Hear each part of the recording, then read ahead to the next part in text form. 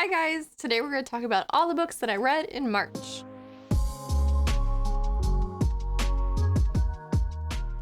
March was a really good reading month for me. I feel like I read a lot of fat books and I read a couple classics, which is pretty good for me. Started off the month with Frankenstein by Mary Shelley. This is my first time reading this book. I was very surprised at what the book was actually about. I feel like Frankenstein, the story, has sort of evolved a lot since this book came out and has been very heavily influenced by the movies.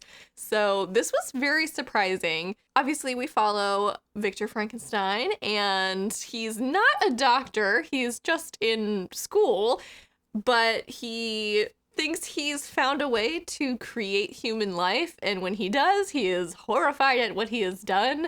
I don't know why he was quite so surprised, considering what he put together was horrifying, but okay. There was touches of what was familiar to me, him creating the monster and whatnot. The monster was actually very intelligent, though. I was quite surprised. Again, I think sort of pop culture's idea of Frankenstein's monster has changed a lot over the years. That was probably my favorite thing about this book, was what the monster ended up sort of actually being was a lot more interesting than I expected. I did get quite frustrated with this one, though. I felt a lot of sympathy for the monster at first, but then he starts doing some really heinous stuff, and it's hard to feel sympathy for anyone by the end of this book. It just kind of evolves into the monster and Frankenstein sort of competing on who has the worst life. Yeah, I don't know. Again, interesting, but wasn't my favorite classic that I've ever read, but I am glad that I have now read it, because I have a better feeling for what this story is about now. It was interesting, and it was not what I expected at all. So I gave this one about a 3-star rating on Goodreads, because again, it surprised me in unexpected ways, but it wasn't my favorite story ever, and I was kind of annoyed with all of the characters that were left surviving by the end. Then I picked up Tessa Bailey's new release, Hook, Line, and Sinker. This is the second book in the Bellinger sister romance series that she's writing, and I'm assuming the final because there's only 2 sisters. But this was cute. I think I liked the first one better. Why can't I never remember the name of that one? It Happened One Summer. I liked the romance in that one better, but this one was cute. In this one, we follow Hannah and Fox, and Hannah is the sister of the girl from the first one. She's really into music, and she works for a production company, but she's just a PA at the moment, but she wants to eventually work on creating movie soundtracks. So I really liked the music element in this one, and her and Fox mentioned several songs, and that was sort of a fun sort of background soundtrack to the book. I liked that. And Fox is sort of a playboy fisherman guy, pretty boy, and him and Hannah are really good friends at the beginning of this book, but they both start to have feelings for one another. Hannah's scared to pursue anything with Fox because he's known as such a playboy, and Fox doesn't have faith in himself to really do right by Hannah initially, because everyone has just sort of pegged him as a playboy, and that's all he thinks he can be because everyone thinks he is one. There was a lot of interesting discourse about sort of slut shaming, but for a guy, and how sort of overly sexualized Fox has been perceived as his whole life, basically. And that was an interesting conversation. I was expecting this book to be a little bit spicier, given Tessa Bailey, what Tessa Bailey is known for, and Fox as a character. But I thought it was interesting that we got in a little bit deeper emotionally with these characters. This also had a really cute epilogue I quite enjoyed. And yeah, again, I did prefer the first book, I think, just the romance between the 2 characters in that one. But this was really cute, and I gave it 3 stars. Then, completely switching gears, I picked up The Boneshard Emperor by Andrea Stewart. This was a much anticipated book for me. I've had it since Christmas, and I've been eyeing it since it came out, I think in November. This is the follow-up to The Boneshard Daughter, which was one of my favorite reads of, I guess, was it 2020 or 2021? I don't remember anymore. But yeah, I loved that book, and I was really excited to see where the story went. I can't get too much into what this one is about without spoiling the first one, but we do follow our same cast of characters. We follow Lynn, who is the Boneshard daughter mentioned in the first one, and she's sort of got a new role that she's learning how to navigate. We continue to follow Jovis, who was a smuggler, sort of ends up stepping up to the plate and becomes a bit of a hero figure, and his animal companion Mephi, who has very mysterious powers, and his relationship with Mephi gives Jovis really interesting powers as well. So this was so fun. It was a bit slower, I think, to start than the first one was, and I think that's just because sort of middle book syndrome, but not in a bad way. And I really just enjoyed spending time with these characters. I love them so much. I think they're really well developed, so I didn't mind that it was a bit slower. And it definitely picked up around like the 2/3 mark, to the point where like I could not put this down. It got so intense.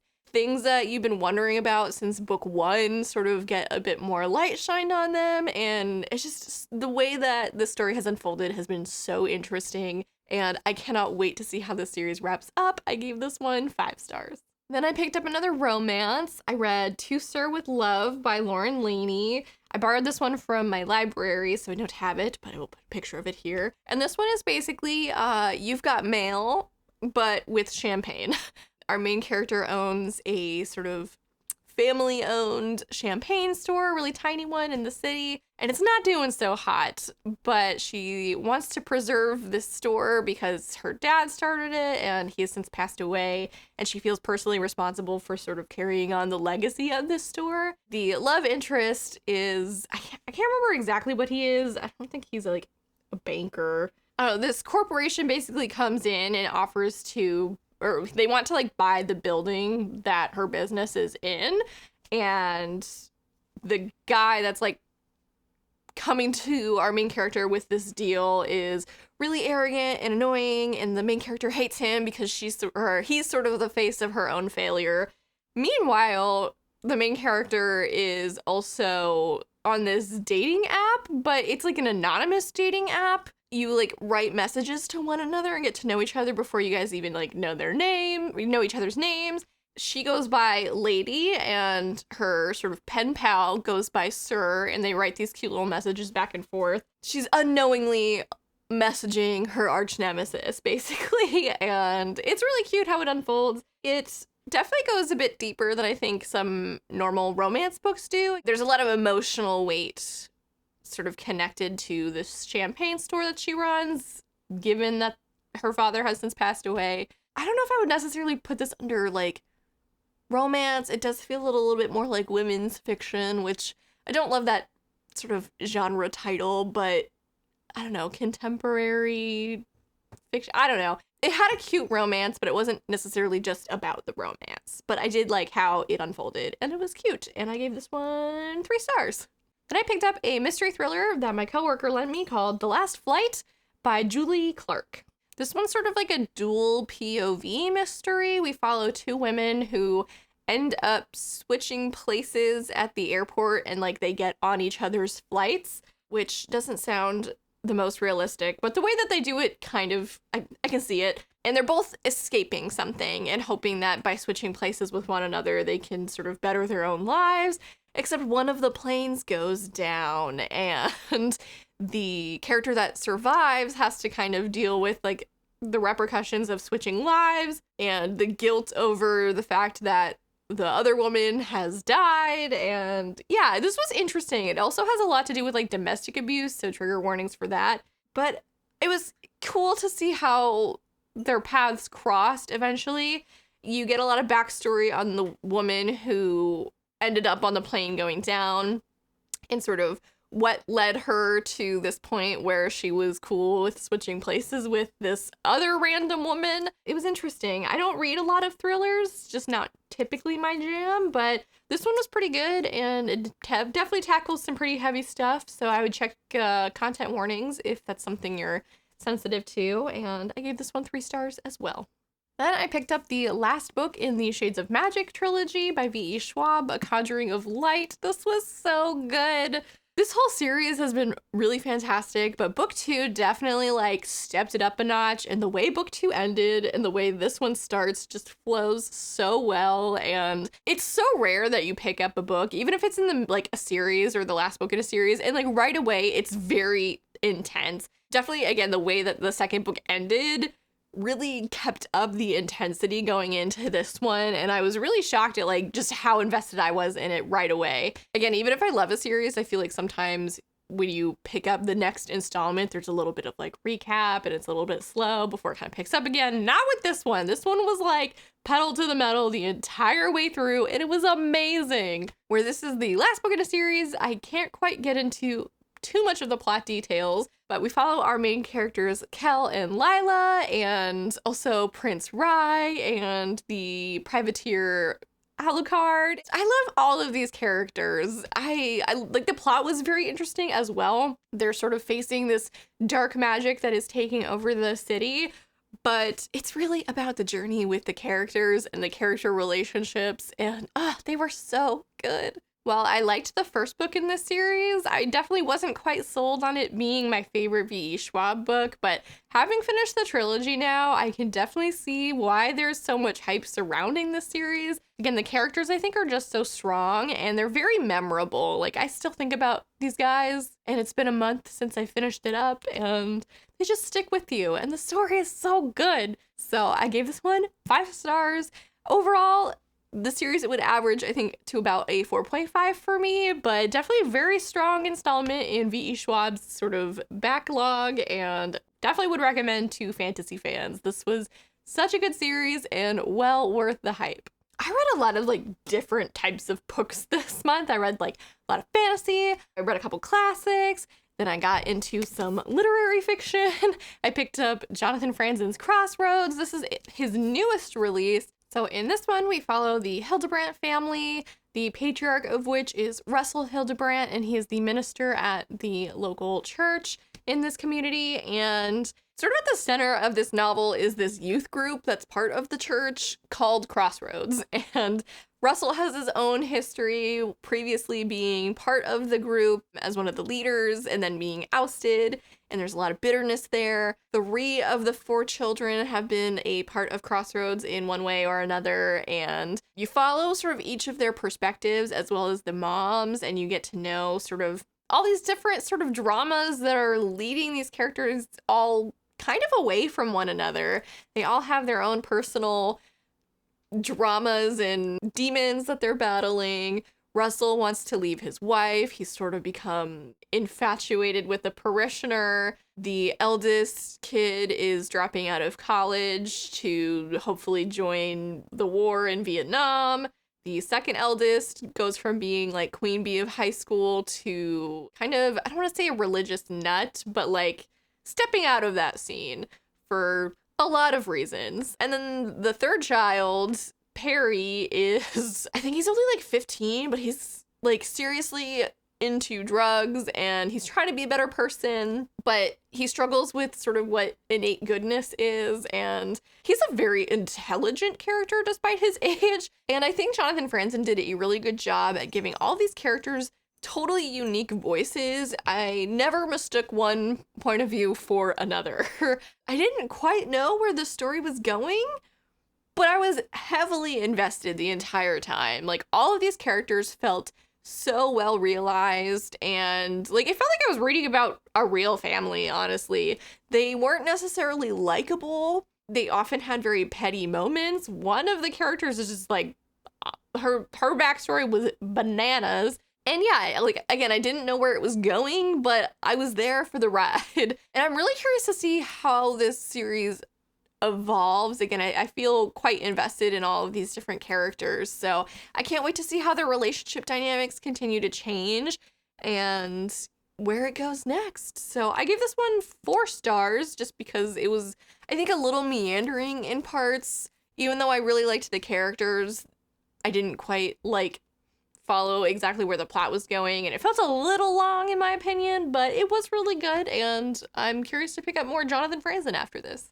Then I got the audiobook for Stuck With You by Ali Hazelwood from my library. This is the second book in her novella series. and it was cute. It's like the Steminist novellas or something. It was quite short because, again, novella, and for some reason they're releasing these on audio first, which is not my favorite way to read a romance novel, but I think the audiobooks in this series have been quite good so far. I definitely still plan on getting the ebooks at some point because that's just how I prefer my romance novels. And in this one, we follow engineer Sadie in New York, and she, at the very beginning of the novella, gets stuck in an elevator during a power outage with a guy that she's got some history with, and she's not too thrilled to be stuck in an elevator with him. Through the course of this book, we find out exactly why her and the love interest Eric have had kind of like a messy history, and sort of how they get out of the elevator is fun.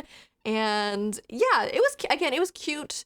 I like these novellas, but I wish they weren't novellas because I think if they had a little bit more time to develop the characters, I would love them even more. But I gave this one 4 stars. It was adorable. I loved Sadie and Eric. I thought they were a really cute couple.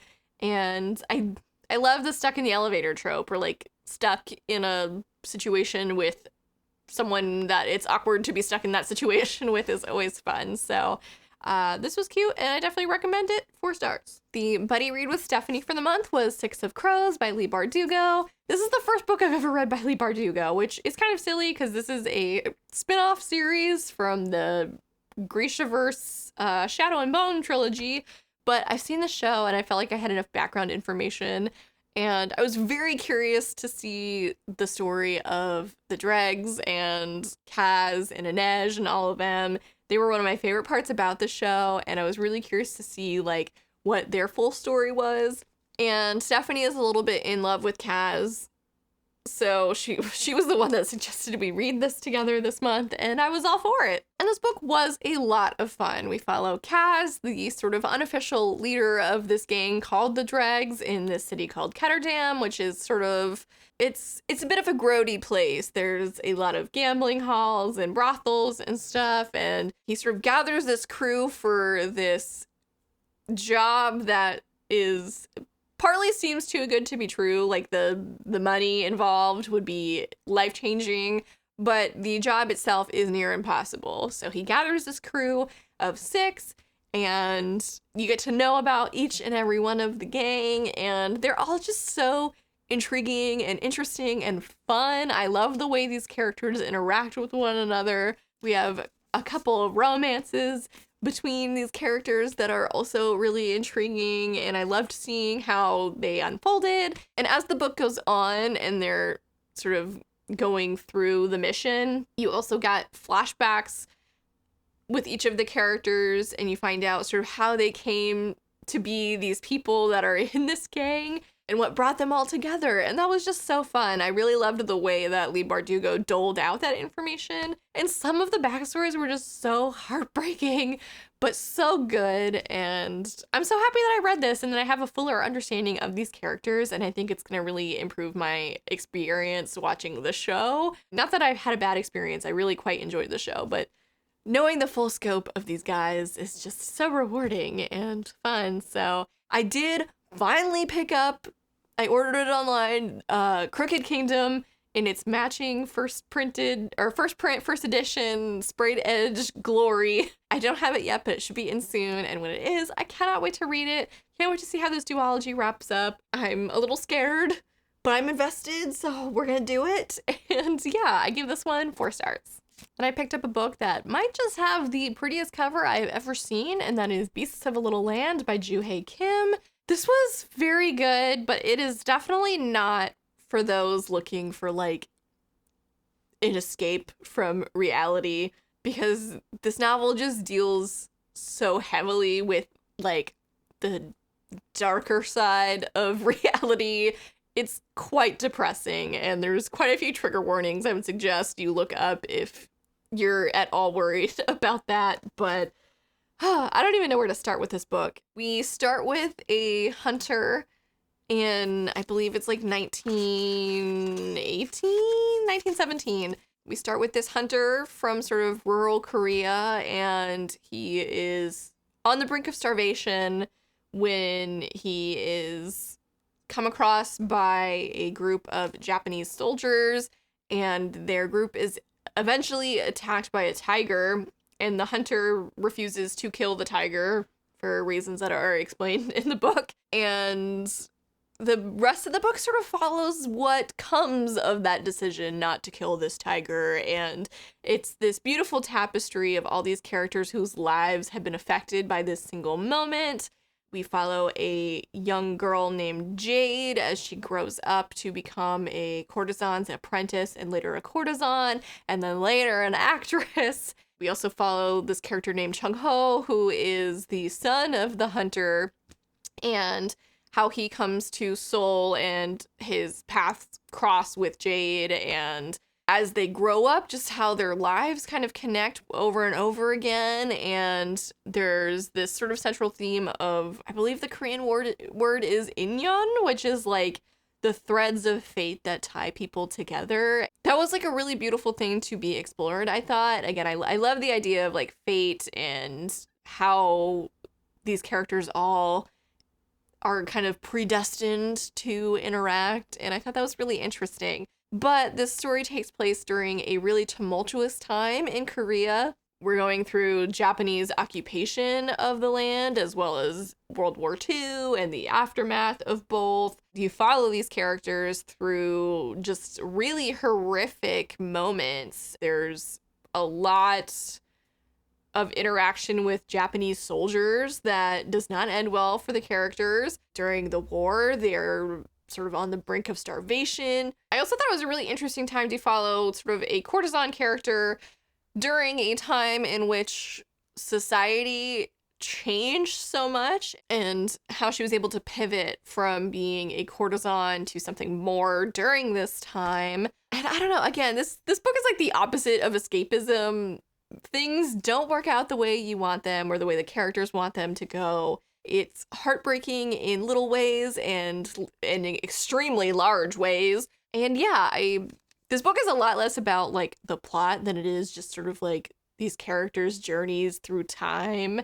I don't know, it's hard to describe. I thought the writing was objectively beautiful, but not quite exactly in a style that I personally love or connect with. And while I was really invested in the main characters, Jade and Chung Ho, the peripheral characters didn't really do a lot for me, even though they did kind of help flesh out the full scope of the time. It just wasn't my favorite style of writing. So I definitely think this is probably a 5-star read for someone. It just wasn't for me. I personally gave it 3 stars, but I did really enjoy it. It just isn't the type of story I'd necessarily go looking for. Then I picked up my second classic for the month, and that was Pride and Prejudice by Jane Austen. This is a book that has been on my TBR for years.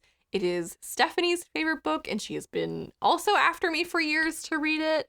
I've seen the movie and the miniseries and loved them both, and I figured it was finally time to pick up Pride and Prejudice. I think it's no surprise to say I absolutely loved this book. Gave it 5 stars. I've loved the story of Elizabeth and Darcy for years. It was a sort of fundamental story of my teenage years. I loved it. The book was just so fun.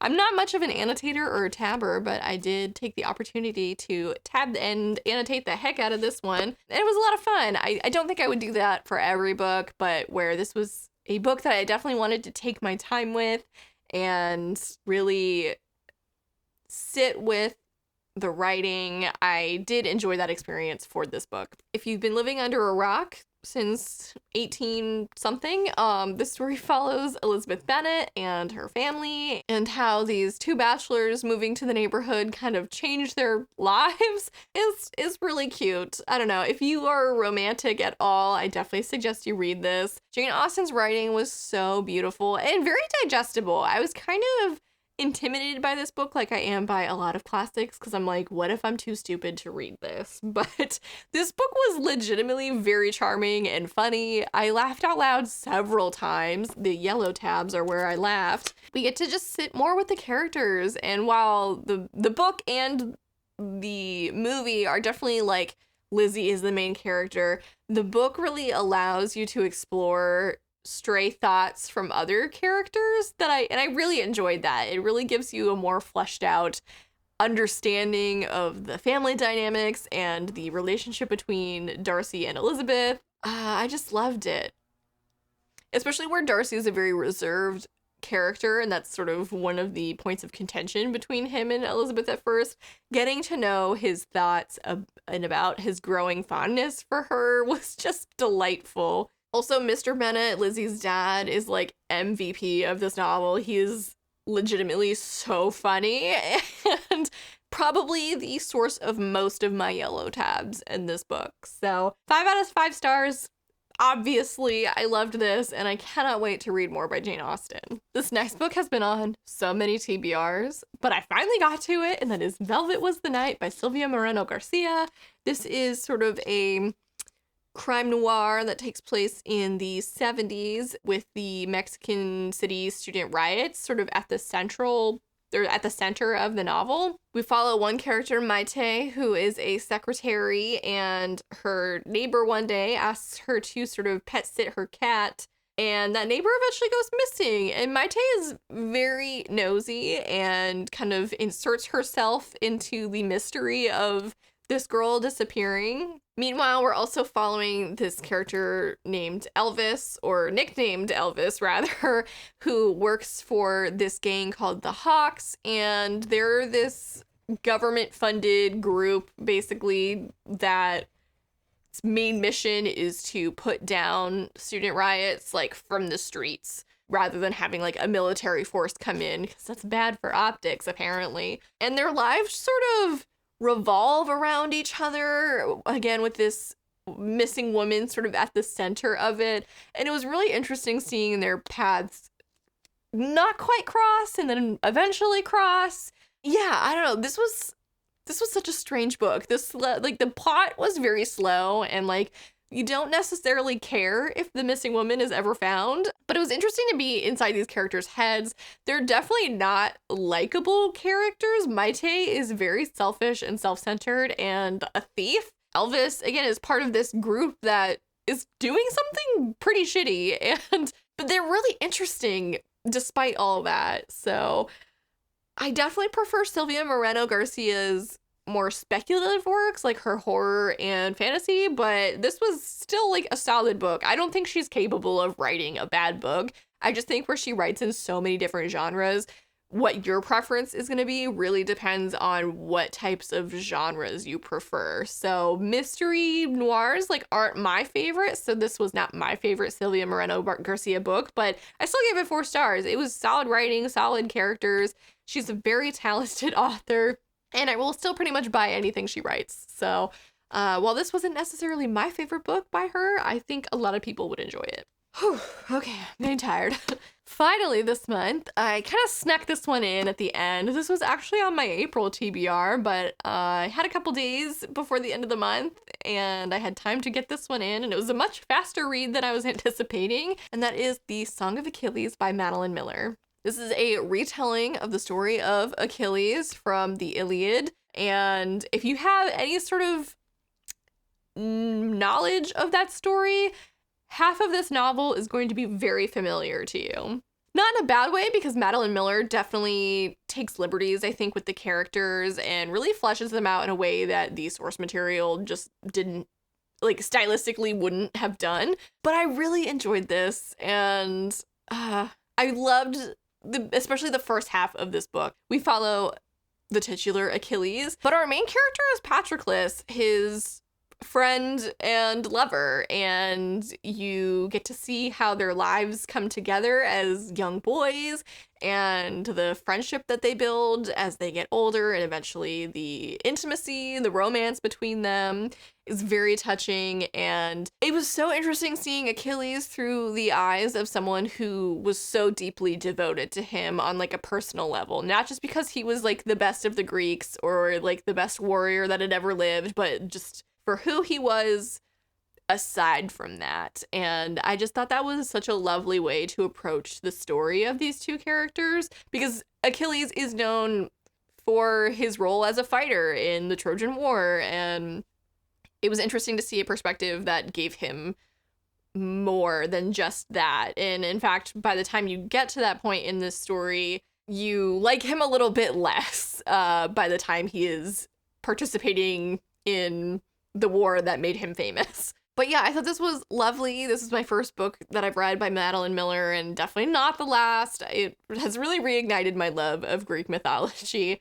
Like I said, if you were familiar at all with the source material, the ending will come as no surprise. I've never read the Iliad like straight up, but I'm very familiar with the stories. So again, wasn't surprised by the ending, but I think it's still a very enjoyable book despite that. And the central relationship was just so lovingly written, and I really loved that whole story and that whole dynamic. It was beautiful. So I give this one 4 stars. I think I was expecting it to destroy me a little bit, and it didn't. So maybe perhaps a little bit overhyped personally for me, but I did think it was a lovely book and would definitely recommend to anyone who is either a fan of Greek mythology or looking to get more into it. I think this was a very approachable book if you don't have much background information on Greek mythology. The way that Madeline Miller wrote it is very, very followable and not overwhelming. So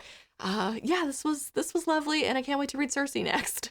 And that concludes my March reads. I'm tired. I'm really happy with this month. I kind of hit these points where I feel like I'm not reading as much. And then at the end of the month, I look back and I go like, oh my God, I was able to do a lot. I will say audiobooks helped me out a lot this month. I was listening to them almost constantly on my drives and during work and stuff. It was a great way to digest a lot of these. I'm becoming more of an audiobook fan. If you had asked me a year ago if I was like heavily listening to audiobooks, I would be like, no. But they're doing a lot for me this year. So if you've made it this far, thank you guys so much for watching. Please let me know down in the comments if you've read any of these books, what you thought. I would love to hear your thoughts. Feel free to follow my socials down in the description box below. Like this video, subscribe to my channel if you haven't already, and as always, have a lovely day.